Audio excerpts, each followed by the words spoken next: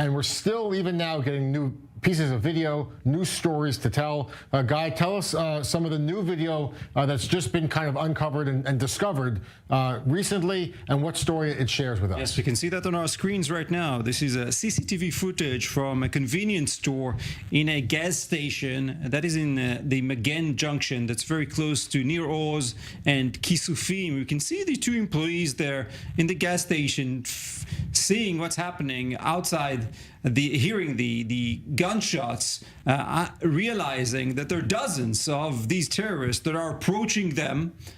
They had to quickly decide what to do, rushed to the back of that store, eventually locked themselves up in a refrigerated room as these terrorists continued to make their way into that gas station, firing into whatever they could. You know, this is again an illustration of what Hamas attempted to deny, the indiscriminate shooting towards civilians. This was what they're all about. You can see them taking over that store, shooting at whatever they can. They're searching for the staff.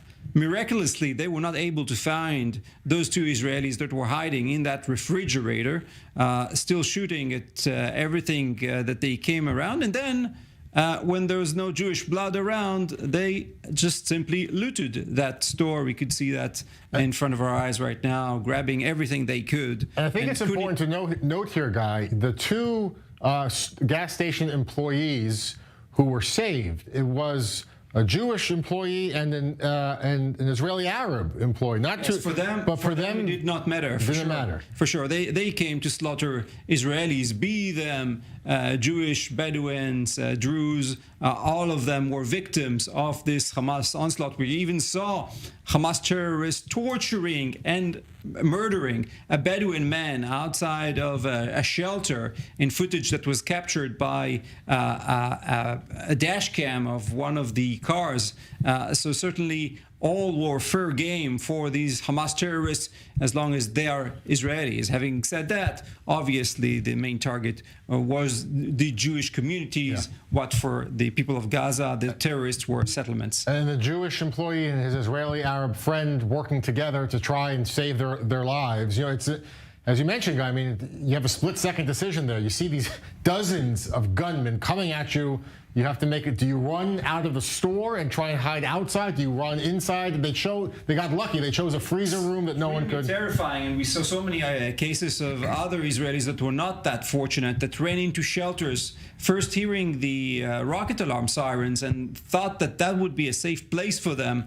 We saw cases where dozens of Israelis were inside the shelters. Terrorists then attempted both to shoot at the shelters but also throw grenades at them. In one of the famous cases, a very brave young man threw out the grenades 7 or 8 times, grenades that were thrown at him and his friends, threw them out, eventually was taken down, but he saved many lives in that case. And yeah, these two Israelis were some of the lucky ones.